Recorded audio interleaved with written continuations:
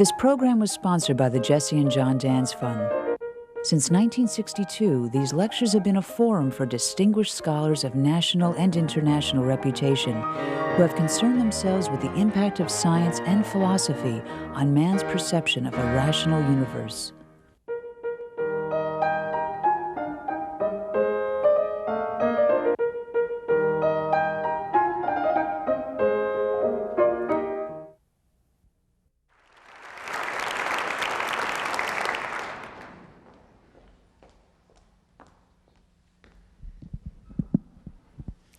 I would like to join Marcia in extending my appreciation to the Dance family and to the lectureship for making this event possible.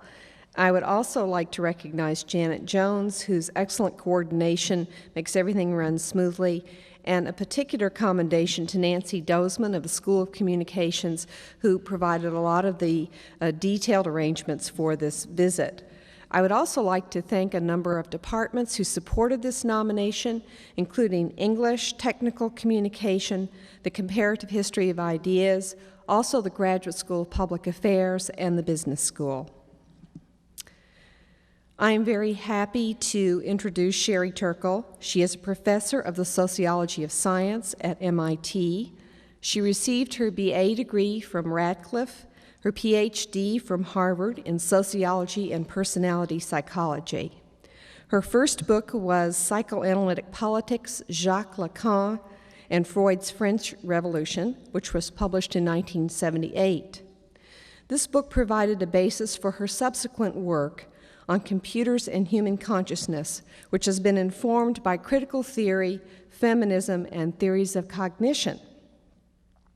Her second book, The Second Self, Computers and the Human Spirit, was published in 1984, and it considered how people's experience with computers enters into the development of their personalities and identities, as well as the many ways in which computer culture is gendered and predisposed to male dominance. Her third book, Life on the Screen, Identity in the Age of the Internet, was published in 1995, and explained the senses in which our technologies construct us and our times. That is, the questions of how our experience with computers structures the way we think, talk, and write, and how people treat computers as if they were other people, and whether computer-mediated communication will indeed satisfy our need for connection and social participation. Dr. Turkle has received grants from the National Science Foundation, the MacArthur Foundation, the Guggenheim Foundation, and the Rockefeller Foundation. My experience with her work is that she is an engaging writer, laying out her concerns and her theses through the use of personal narrative, example, and interview responses. She lets her sources speak, gives them a voice. And when she herself ruminates about the questions she raises, she draws the reader into her writing. Her current work extends her earlier work on children's interactions with computers and computerized experience. Originally, video games and educational software took the form of objects to think with and control.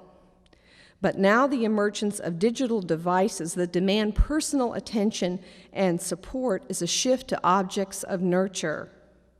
The question now becomes not what are children doing with this technology, but what is the technology doing to them? Dr. Turkle will consider the effects of children's interaction with Tamagotchis, Furbies, and other devices in her lecture, Relational Artifacts, From Virtual Pets to Digital Dolls.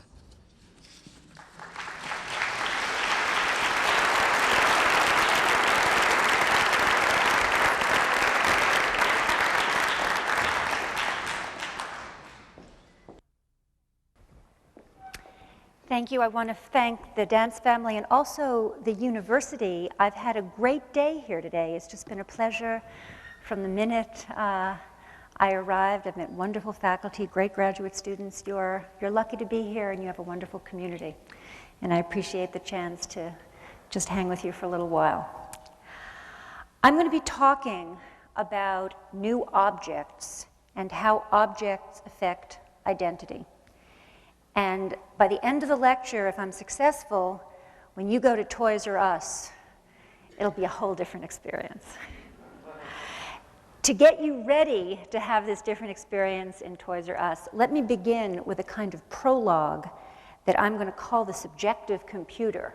It's an idea that those of you who know my work already know, but it would be sort of hard for me to build my argument without all of you sharing in my sense of what it means to talk about subjective technology.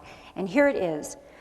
It's a distinction between the instrument. Is this working or is this working? Or both? Can I pace? That's the question. It's a distinction that I want to begin with between the instrumental computer and the subjective computer. Both are with us, but it's important to understand that they both are with us. The instrumental computer is all of the things that the computer does for us. The word processing, the spreadsheets, all of those things that instrumentally the technology does to help us get things to happen.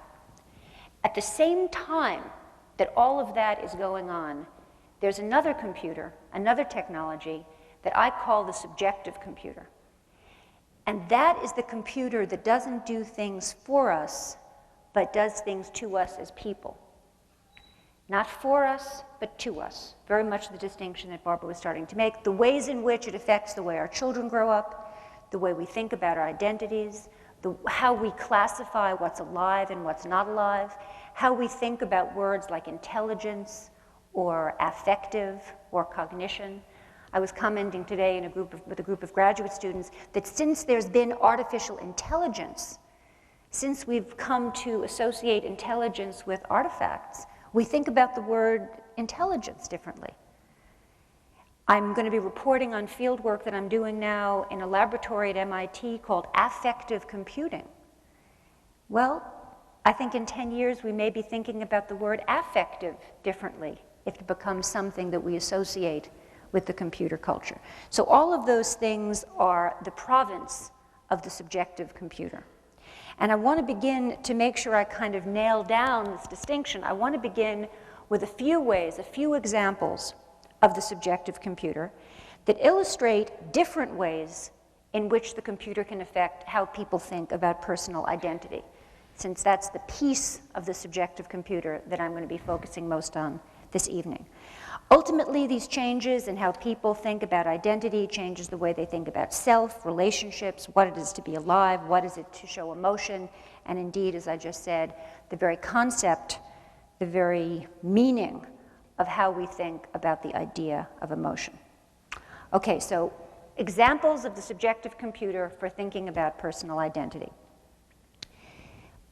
Very early in my work on computers and people, when I was interviewing children for the book that became my first book on computers and society called The Second Self, I was casting around for a title for this book, and I interviewed a 13-year-old girl named Deborah who said, when you work with a computer, you put a little piece of your mind into the computer's mind, and you come to see yourself differently.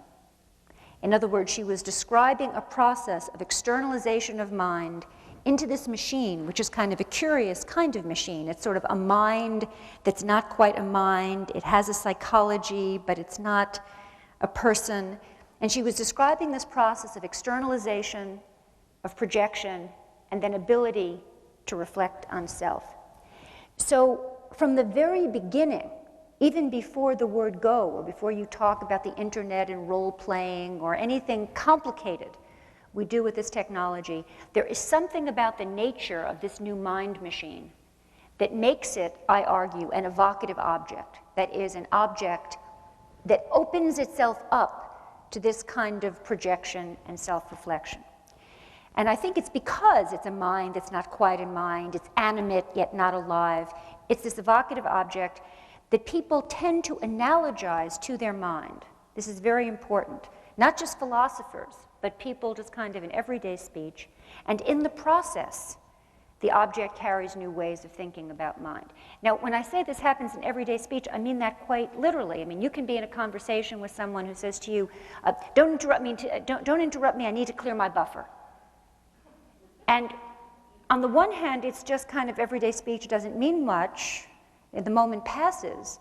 But on the other hand, you really are talking to somebody who's describing a model of mind as a kind of mental terrain that needs to be cleared and crossed before you have access to interactive processing capacity. So even in our talk about debugging and clearing our buffers and all of this, we're already making the point that that computers bring a philosophy of mind into everyday life. And this was most dramatically illustrated for me when I first came to MIT. This is really in the late 70s. And I was teaching a class, and this will date, I mean, I'm telling you it was the late 70s, but it will date the kind of MIT culture.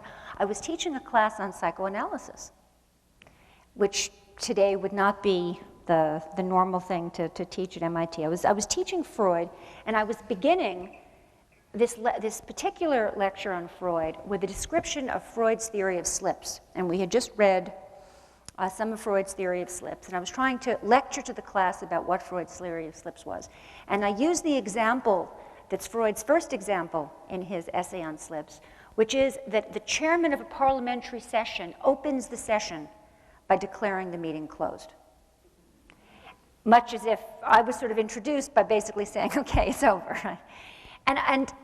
And Freud then, because he's Freud, he analyzes this slip in kind of Freudian terms. He talks about the chairman perhaps being anxious that his wife is ill and wanting to go home, a kind of anxiety about what happened at the session, all of these things that have to do with the meaning of the slip for Freud. And a student, a computer science undergraduate student, a woman in the back of the room, raises her hand, and she said, Professor Turkle, I don't think you need this whole story. In a Webster's dictionary, open and closed are as far away as O and C, C and O. That's pretty far. You're saying that in a Freudian dictionary, they're opposites, and so they're so far away that you need this whole paraphernalia of ambivalence and complicated stories to explain them. But in a computer dictionary, and I believe that my mind is a computer, in a computer dictionary, closed equals minus open. Closed and open are sort of the same, but represented by a symbol of opposition. So when you substitute closed for open, the minus sign has been dropped. A bit has been dropped. There has been a power surge. There is no problem.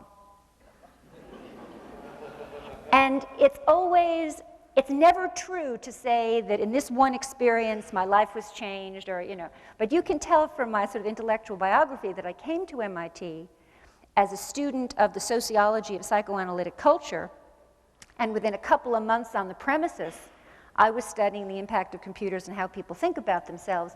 This incident, which I'm sharing with you, was actually crucial in my sense of what the subjective computer could mean, because in moving from that Freudian explanation to this one where a bit dropped, a power surge, no problem, you were moving from an explanation of a mind event based on meaning to one that was based on mechanism. And I wanted to track, again, an example of the subjective computer, I wanted to track and trace that shift from meaning to mechanism explanations in the culture. So that's my first example. And that's an example of what can happen with a kind of standalone computer. We're not even at the internet or connected machines. My second example works on standalone computers, and it works on internet linked computers. And it has to do with the computer and the metaphor of Windows, and what the metaphor of Windows means to people. Windows was originally, it's a technical innovation, and most of you have some kind of Windows on the systems that you're using at work and at home. What it lets you do is cycle through different applications on the computer, much as those original time-sharing computers let were able to cycle through different users, now you as a user are able to cycle through different applications on your computer. And the development of this Windows metaphor was a technical innovation. That's the instrumental computer part of Windows, what it does for us. Now, what does it do to us? What about the subjective side of Windows? I've found by interviewing people, and I should say, in case it's not clear, that my methods are participant observation, hanging out, ethnography, interviewing. In practice, Windows have become a potent metaphor for people to think about themselves as a multiple distributed kind of time-sharing system. The self with the Windows metaphor is no longer simply playing different roles in different settings. Something that people would experience when, for example, if a woman wakes up as a lover, has breakfast as a mother, and drives to work as a lawyer, you could argue that she is cycling through different roles. The life practice of Windows as a metaphor is more. It's of a distributed self that exists sort of simultaneously in many worlds and plays many roles at the same time. And this has important implications for how people think about identity. Because if traditionally identity implied oneness, life on today's computer screen implies multiplicity, heterogeneity, and fragmentation. A simple story. When America Online opened for business, their business plan, their model, was that you buy an account and you get 5 usernames.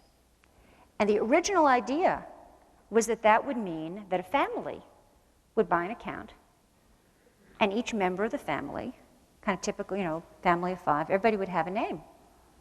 And I see from those of you who are smiling and kind of, it didn't work that way. That's not what happened. People got an account, and they took 5 usernames.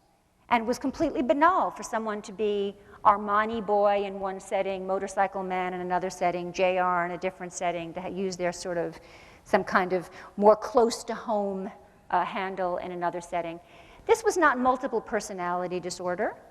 This was people using the system to cycle through different aspects of self.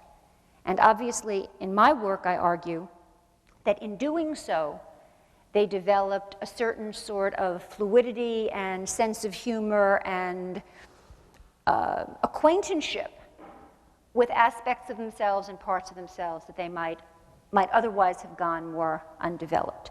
So I think that this cycling through, both on the screen, analogizing self to screen and having this new, very powerful model for what it is to cycle through on Windows, and also doing it on the internet, I think these are both very important.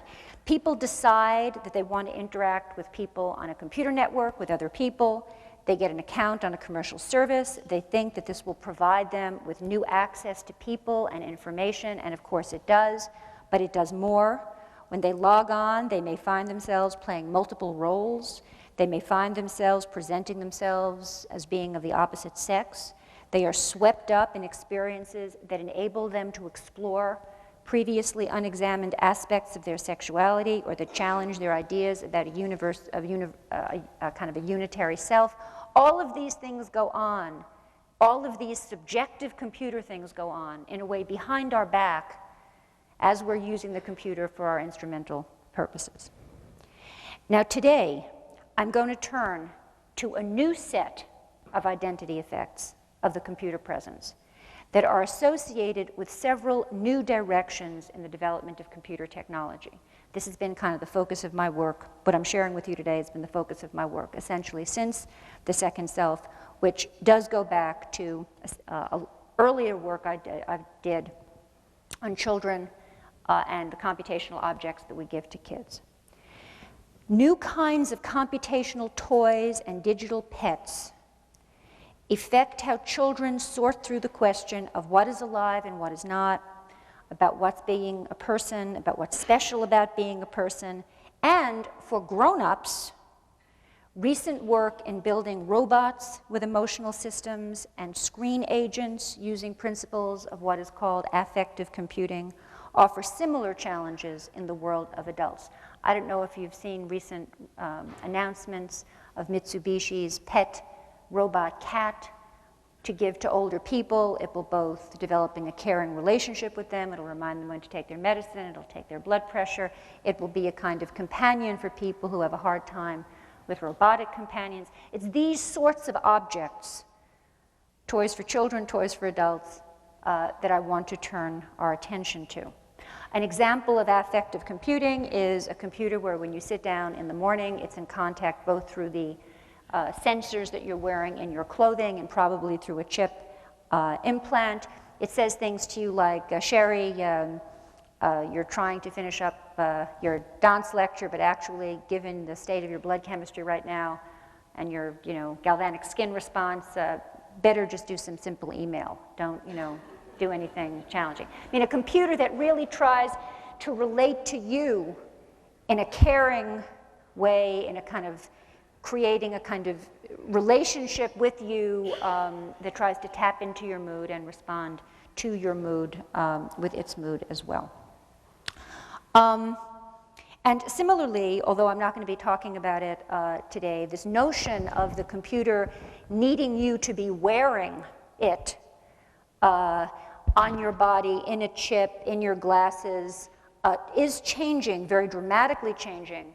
Just to give you the sense of the scope of this work, our sense of who we are and where our bodies end, and how much of technology becomes coextensive with our bodily selves. All of these things, the subjective computer, the computer that doesn't do things for us, but to us.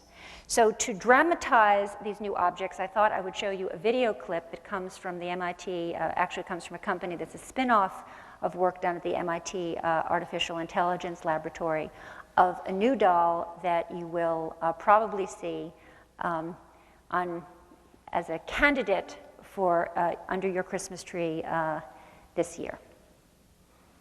Have the video? Or maybe not. And one of a child's favorite but most simple toys, a ball. This prototype ball understands the environment around it and how it is being played with. A gentle roll produces a gleeful sound, accompanied by a big smile. Put it in the dark, and it will start crying. A sharp smack is, as always, painful. And don't leave it alone too long, because this ball demands attention. But sometimes even rolling, its favorite activity, won't make it happy. Like a human, this ball gets in moods. If it hasn't been treated nicely, it will get in a bad mood and won't enjoy play. Likewise, the ball can get wound up and it becomes difficult to calm down. The amazing thing about the ball is that all the intelligence embedded in its small shell runs on a cheap 4-bit processor and uses only a few sensors. It is the software that makes all this possible. This is Bit, our interactive baby doll. Like the ball in StoryMax, Bit has embedded intelligence, which allows for interactive play. He understands bouncing, sucking his thumb, tickling, hugging, patty cake, and much, much more.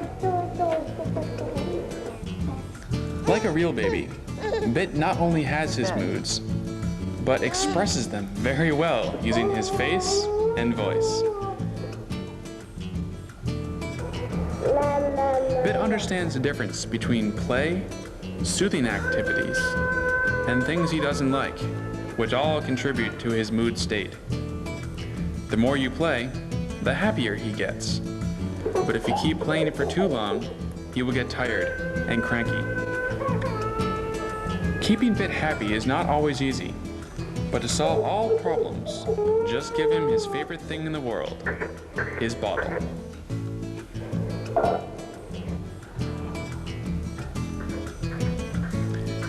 With IS Robotics engineering support, artificial creatures will continue to develop toys that bring cutting-edge robotic technology out of the lab and into the real world.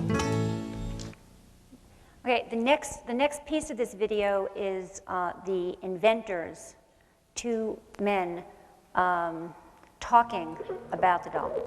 This robot baby doll might be the start of something big. So the doll is capable of sensing lots of different interactions.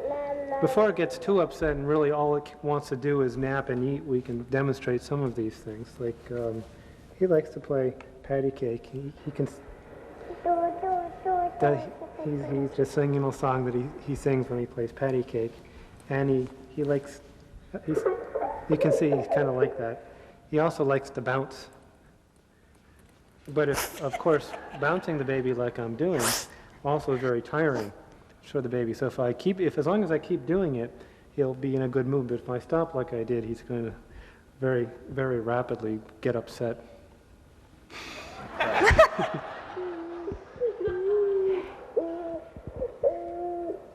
So we should give him his bottle, Rod. Why don't you? To the left is Rodney Brooks, a colleague at MIT. Yes, he's not being real happy right now. Oh, that's better. That's much better. Well, we've instrumented the doll with a number of different sensors. Like inside the body, there's a ball in a cage, and we can sense where that ball is and where it's moving, and we can detect rhythms. So we use that to determine rocking and orientation. And if Rod was to hold it upside down, it really doesn't like that, and it's going to start. It'll fairly quickly start to cry.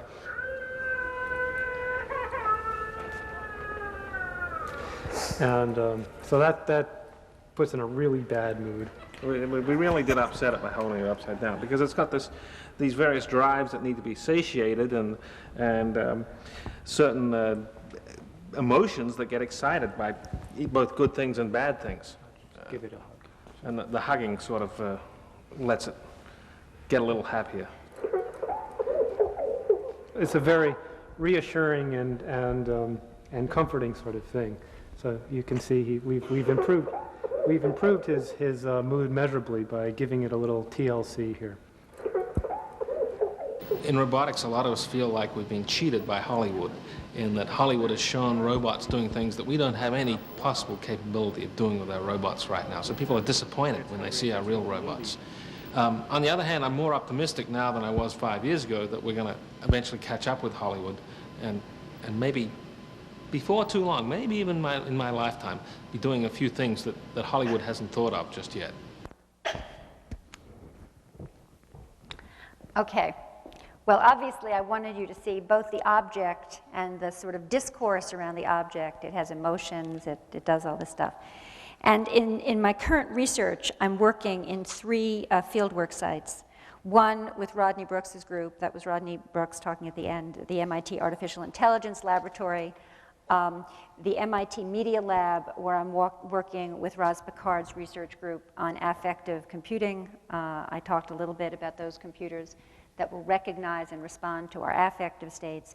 And then I'm working with children, usually from 6 to 10, who I'm giving Tamagotchis, the little virtual pets. I'm giving them Furbies. I'm giving them anything that comes along that allows me to look at these new kinds of objects where children are essentially asked to have an affective, relational response to these objects.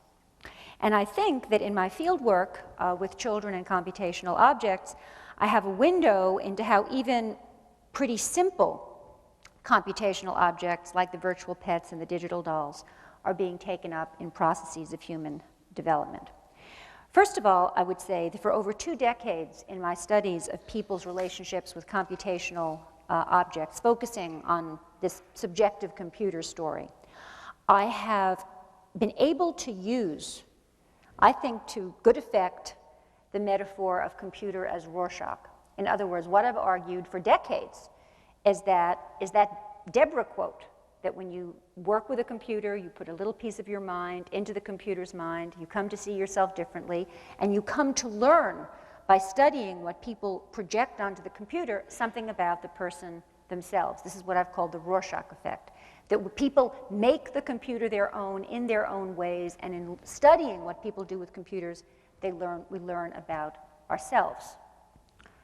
Well, I think that with these objects, that model of how to study computers and people really breaks down. Because these objects are no longer projective screens. These objects are not Rorschachs. These objects are not affectively neutral. People are learning to relate to these objects through conversation and gesture. People are learning that to relate successfully to a computer, you have to assess its emotional state. This is true of the Tamagotchis, it's true of the Furbies, it's true to the higher power with this doll. When you play with this doll and you bounce it and it's in a good mood, it gets happier. If its state is unhappy and you bounce it, it gets unhappier. In other words, you need to play with this computer depending on its emotional needs, not just what you want to project at a given moment. People are learning that when you confront a computational object, you do not ask how it works in terms of any underlying process, certainly not any mechanical process, but that you take the machine at interface value. I like this phrase, taking the machine at interface value, much as you would take another person. And perhaps most important, a first generation of children is learning to think about objects as entities that they need to care for and nurture in order to be gratified. All of these new paradigms for relationships with machines have nothing to do with computer as Rorschach. And they raise many new questions about how people think about human identity and what is special about being a person. So let me step back and sort of deconstruct this taking things at interface value and talk for a minute about artificial intelligence and its history. Artificial intelligence has classically been concerned with a question that philosophically, I suppose you could call an essentialist question about whether a machine could really know, whether a machine could really understand. I like to call this the really, really question. And in my professional lifetime, beginning working in the field in the late 70s, early 80s, when I began, this question, the really, really question, was the question that people were debating. Yes, it can. No, it can't. I mean, some of you who've been through the great AI wars know that this was kind of the terms of the conversation. As the field has developed, and particularly most recently, and certainly in the AI work you've just seen in this little video, it has become clear that giving computers even tiny amounts of intelligence, not the really, really tiny amounts of intelligence, raised a whole other set of issues because people attribute qualities of life and mind to machines with which they are able to interact, irrespective of whether these machines really, really know or understand anything. So the focus here is changing from the really, really, which kind of puts the focus on the machine and what it knows, to our vulnerabilities and our attributions. Let me talk about what I call the ELIZA effect to dramatize this problem of attribution. When I first came to MIT in the late 70s, there was a faculty member there named Joseph Weizenbaum who had just developed, it was called the ELIZA program or the doctor program. It was essentially a it was an artificial Rogerian psychotherapist. And Rogerian psychotherapists are great to put into computers because they're the kind of psychotherapy where you say, I have problems with my mother, and the therapist says back to you, I hear you saying that you have a problem with your mother. And then you say, and my siblings too are very tense for me. I hear you saying that it's not just your mother, but your siblings. Tell me more. It was based on a sort of theory of unconditional positive regard as being a motor of psychotherapeutic cure, that what the therapist needed to do was give you the sense that you were sort of heard and unconditionally appreciated. So you can see how you can write a computer program that takes your sentence and sort of inverts it and says, I hear you saying that, tell me more, and you can have a machine, and I'm sure many of you have played with this program or sort of variants of this program. Essentially, it's a parlor game. It's not a very fancy piece of AI. When I first got to MIT and this program was still very much around, Weizenbaum was shocked and upset because his graduate students who knew that the program was a parlor game, who knew all about how it did this little inversion and then said, tell me more. They wanted to be alone with it, to talk to it. It wasn't just, first it was just his secretary, and he sort of understood, well, you know, the staff doesn't really know, but it really, really knows. But in fact, it didn't matter if you really, really knew. People wanted to be alone with it. So I call this effect the Eliza effect. And in recent years, we've learned a lot more about the dynamics of this kind of anthropomorphization. When people interact with machine intelligence, no matter how slight, they experience themselves as in a relationship. And then it seems to be a very small step for people to imagine themselves in relation with a machine that cares about them in some significant way. So it's this effect, this first effect that I call the Eliza effect, that this affective computing group that I work with is able to leverage as they move towards designing machines that are sensitive to human emotions and which display emotional sensitivities of their own. We are vulnerable to believing that the machines really care. In my own research, where I've tracked people's attitudes towards computer psychotherapy, not online therapists, but really sitting in front of a machine and having a kind of smarter Eliza program interact with you, people's attitudes towards these machines have changed dramatically. 20 years ago, 15 years ago, people said things like, why would I want to discuss sibling rivalry with a machine that doesn't have a mother, that was never born, that's never been in a family? Now people say, give me the disk, let me see if it works. They're willing to take the machine at interface value, largely because, and this opens out, perhaps in questions we can handle some of these issues, it opens out to the issue of the larger culture, that people are no longer comparing the machines to a session with an individual psychotherapist, to a conversation with a person. They're comparing them to a pill or to a self-help book. That becomes clear in later interviews. So that next to a self-help book, how could it possibly be bad? Or next to a pill, it might, you know, it's a machine, let me try it. Again, even when they know the machine does not really understand, they are quite happy to simply enter into dialogue with it. Which brings me to a second effect that very much underlies this kind of work and to where the culture is going, which is I call the Blade Runner effect. Again, Blade Runner, based on the Philip Dick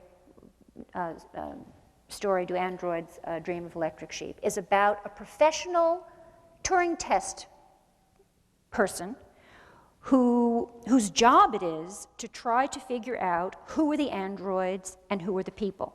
And he does this by, I mean, this is in a world where the androids sort of look like the people and behave like the people, so this is kind of a tough job. And he does this through these very complicated tests and so forth. In other words, he is the most concerned with this essentialist AI really, really question that I alluded to. And then two things happen in the course of the movie. Or in the, you know, he falls in love with one. Okay, that's one thing that happens. And then I think even more important, or equally important, his life is saved by another. Now, once an android has saved your life, are you concerned in terms of your emotional feeling for this object with the really, really question? Not really. So I'm arguing that nurturing it or being nurtured by it, waiting for its affection or getting affection from it, change the equation given how we are wired to respond to nurturance and care. Once you care for a machine, once it saves your life, you're not into this issue of really, really a machine. And even now, even before we have these powerfully anthropomorphic machines, where certainly this doll is one of them, and the Furbies and the Tamagotchis are lessly so, but still, even when you just had machines that were doing kind of simple computer-like things, there is very significant, very interesting work that shows that people anthropomorphize them even when they're not kind of deeply relating to them us emotionally. There's this very interesting study where if you have two computers, computer A and computer B, and you do a simple task on computer A, and then the next thing is to rate the task, that people will rate the task differently if they're asked to rate the task on that same computer A than if you move them to computer B and ask them to rate the task there.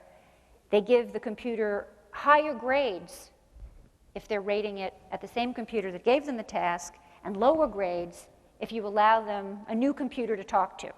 In other words, they don't want to insult the computer to its face. This is not, not the doll, not the relational artifact, just simply, again, making the point that we, that something very intense is being plugged into.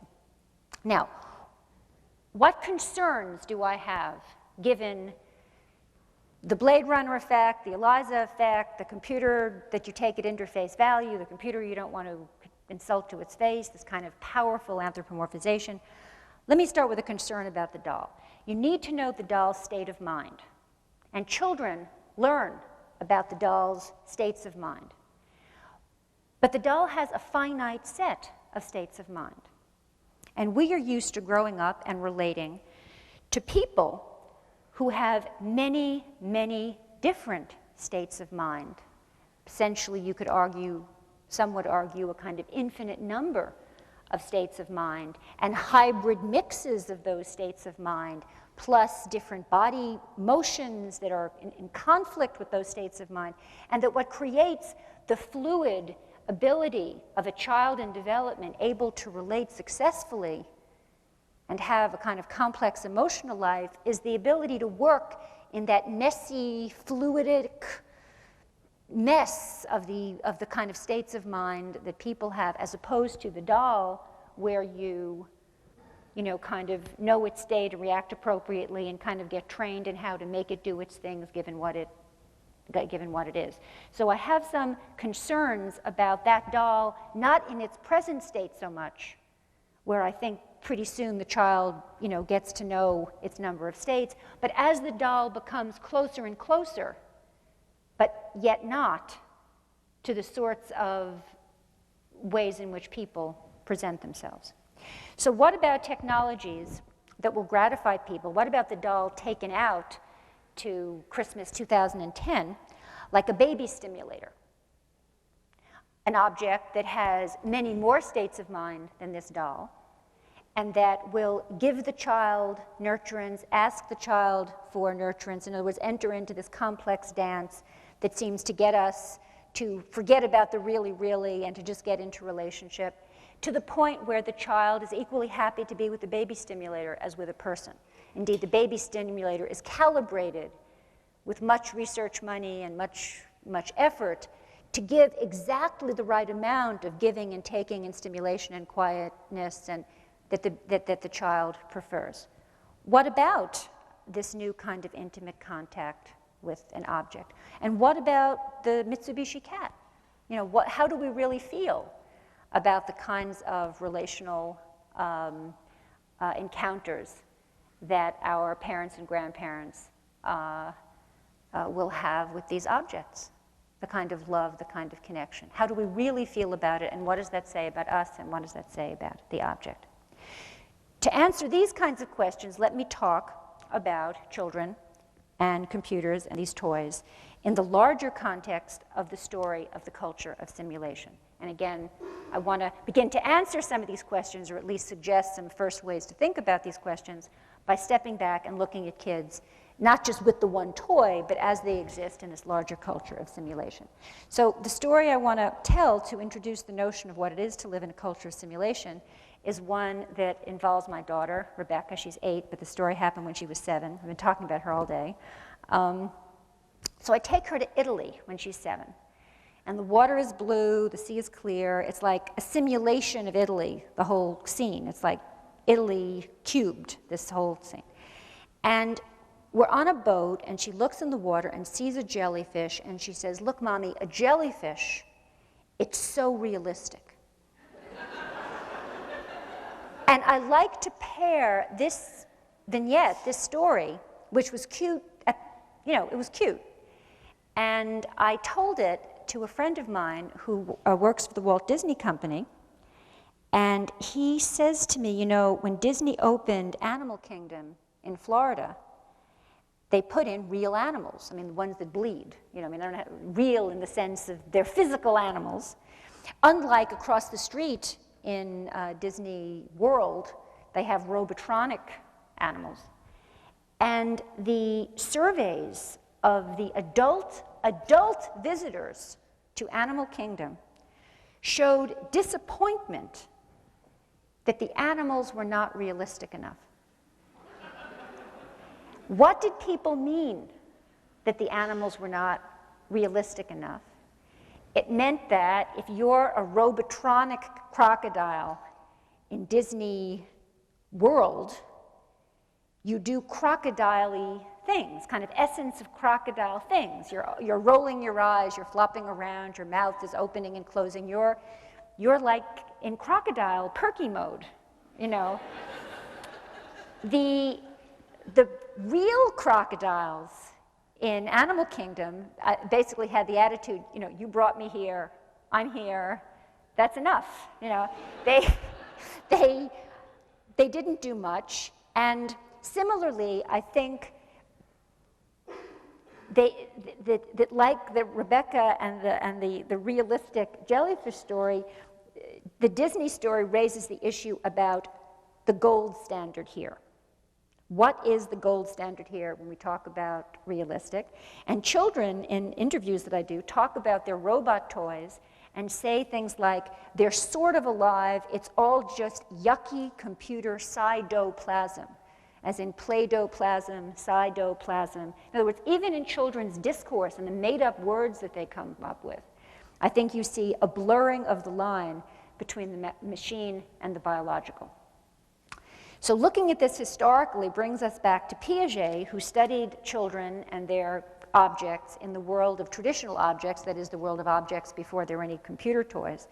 And he discovered that they homed in on a definition of life which centered around what moved of its own accord.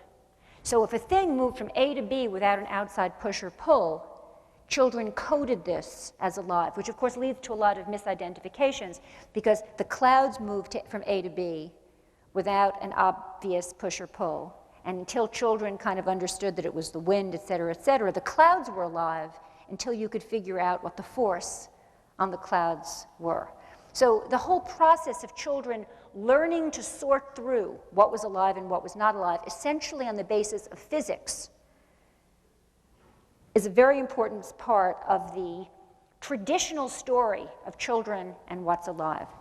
But from the very first generation of children who met computers and electronic toys and games, these are the children of the late 70s, early 80s, which I studied. I was very privileged to be able to study this kind of virgin generation who were meeting these objects for the first time. I found a disruption in this classical story when it came to children sorting through what was alive and what was not alive if it was a computational object. And essentially, the result I got was that whether or not children thought the computers were alive, they were sure that how the toys moved was not going to help them solve this problem. They didn't talk about the toy's motion to sort through the question of the toy's life status. They talked about its psychology, its emotion. There was a movement from motion to emotion, from physics to psychology, to think about the question of life in the context of computer toys. Did the toys know? Did they have intentions, consciousness, feelings? Did they cheat? Did they know they were cheating? Is knowing part of cheating? These were the sorts of things on children's mind when they considered the question of whether the toys were alive. To put it too simply, motion gave way to emotion and physics to psychology as the child's criteria for aliveness. So although the presence of computational objects disrupted the classical Piagetian story for talking about aliveness, the story that children were telling about computational objects and the question of aliveness had its own coherency.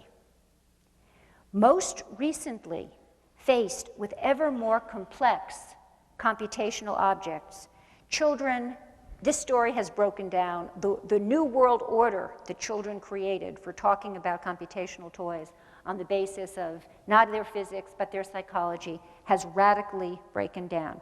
Children today are in the position of kind of tinkerers. They make do with whatever materials are at hand, with whatever theory fits a prevailing circumstance. My current collection of comments about life by children who played with the computational objects of the 1990s. These are the small mobile robots, the games of the Sim series of games, SimCity, SimLife, all that kind of stuff, and other A-Life type simulations. This is before I get to the Furbies. Okay, this is the intermediate generation. I'm arguing a 3-generation thing. Well, first the pre-generation traditional, the first generation of toys and games, Merlin, Simon, Speak and Spell, all of that, and now the ones I'm describing here, which are the Sim toys, and then I'm going to be talking about the Furbies later. I mean, it's kind of a progression. So listen to their stories about what's alive and what's not alive, and see how the simple psychological thing breaks down. The robots are in control. There's all quotes from children. The robots are in control but not alive, would be alive if they had bodies, are alive because they have bodies, would be alive if they had feelings, are alive the way insects are alive, but not the way people are alive. Not alive because they're just in the computer, could be alive if they got out of the computer, are alive until you turn the computer off, not alive because nothing in the computer is real, are not alive but almost alive. This will become very important, this sort of alive and almost alive category. Would be alive if they cried, would be alive if they spoke, would be alive if they traveled. The notion of travel on the internet as a way to have life becomes very important with the handheld toys where creatures move from the handheld game to a PC. The notion of objects traveling brings back that old Piagetian notion of are alive if they move. So the notion of the traveling of objects on the net or from handheld devices to the net is very important, to the computer, very important. Alive but not real, not alive because they don't have bodies, are alive because they can have babies. The creatures in the sim games can have babies. Would be alive if they could get out of the game and onto America Online. Very important, the notion of travel coming up again as travel, as travel the way computer stuff travels. Again, different children hold different theories, and individual children are able to hold different theories at the same time. Today, children are confronting another generation of computational objects. Virtual pets, the Tamagotchis, digital dolls, such as the Furbies, and this in the future for the next few years. And what these objects have that earlier computational objects did not have is that they ask the child for nurturance. They ask the child to assess the object's state of mind in order to develop a successful relationship with the object. For example, in order to grow and be healthy, Tamagotchis need to be fed, cleaned, amused. The Furbies, the newer toys, simulate learning and loving. They're cuddly, they speak, they play games with the child. The Furby adds the dimensions of human-like conversation and tender companionship to the mix of what children can anticipate from computational objects. When children play with Furbies, they want to know their state, not to get something right, but to make the Furbies happy. Children want to understand Furby language, not to win in a game over the Furbies, as they did with the Merlin, the Simon, the Speak and Spell, but to have a feeling of mutual recognition. They do not ask ever how the Furbies work. They take this effectively charged toy at interface value. The culture is being presented with computational objects which elicit emotional response and which evoke a sense of relationship. And as the culture apprehends these objects, there is very little concern, in the case of children, almost no concern, with whether these objects really know or feel. Remember the essentialist AI really question? And an increasing sense of connection with them. In sum, we are creating objects that push on our evolutionary buttons to respond to interactivity by experiencing ourselves as being with a kindred other. In all of my previous research on children and computer toys, children described the lifelike status of the machines in terms of their cognitive capacities. The toys could know things, solve puzzles, even cheating is a cognitive capacity for cheating.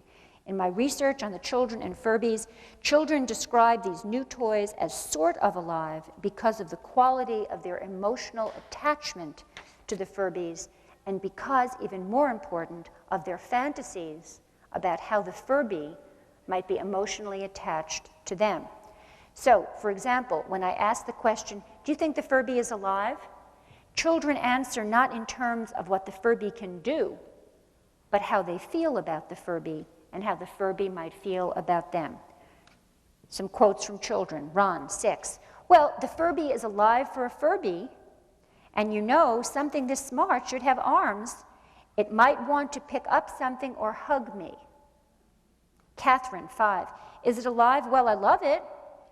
It's more alive than a Tamagotchi because it sleeps with me. It likes to sleep with me. Jen, 9. Is it alive? I really like to take care of it, so I guess it's alive, but it doesn't need to really eat. So it's as alive as you can be if you don't eat.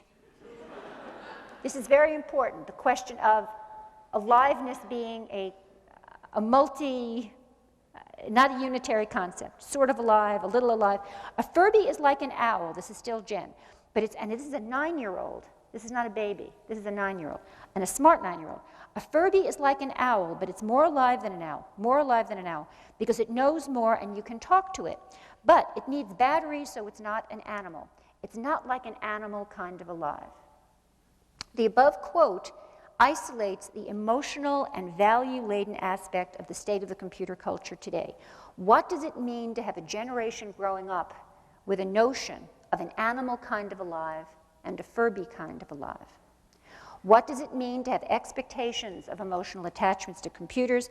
Not in the way, for the person who's going to ask me about stereos and cars, not in the way that we have expectations of emotional attachments to stereos and cars, but in the way we have expectations about our emotional attachments to people. So there are at least two questions that need to be posed. First, how do we conceptualize the nature of our attachments to interactive robots, affective computers, digital pets, robotic cats, all objects that ask us to take them at interface value? And second, how does interacting with these objects affect people's ways of thinking about themselves, sense of human identity, of what makes people special? Children have traditionally defined what makes people special in terms of the nearest neighbors concept. The nearest neighbors were the pets, dogs, and cats. People were special because they had intellect. In a way, there was a kind of Aristotelian man is a rational animal definition of what made people special that worked even for the youngest children, when the nearest neighbor were the pets and the people were special because they had intellect. But when in the 1980s, it seemed to be the computers who were the nearest neighbors, people were special not because they were rational animals, but because they were emotional machines. There was a kind of romantic reaction in the culture, an increased emphasis on people's uniqueness because of our emotions.